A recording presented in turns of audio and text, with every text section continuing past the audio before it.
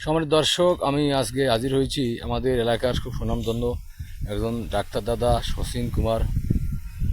উনি শ্রীদা মোড়াকান্দি বসবাস করেন। আমাদের এলাকার যত পশু চিকিৎসক হিসেবে পরিচিত যত গরু বছর আমাদের আছে, উনি খুবই যত্ন সহকারে সেবা দেন। আমরা শচীন দার একটু কাছ থেকে শুন। শচীন দা, তো আপনি কত বছর যাবৎ এই চিকিৎসা করতেছেন পশুদের?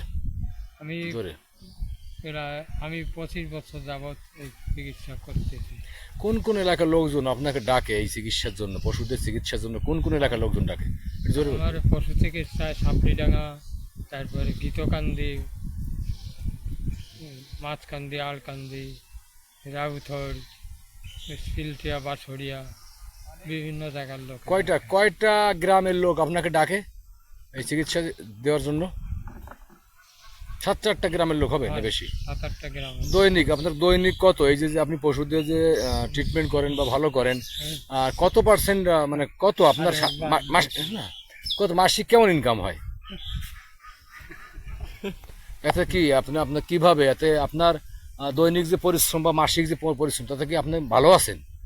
সব মিলে কি ভালো, মানে এতে এরকম ভালো না, মানে পশু চিকিৎসা হিসেবে যতটুকু প্রয়োজন আপনার না, তার থেকে একটু কম হয়, আরো একটু বেশি হলে ভালো হয়, তাই না?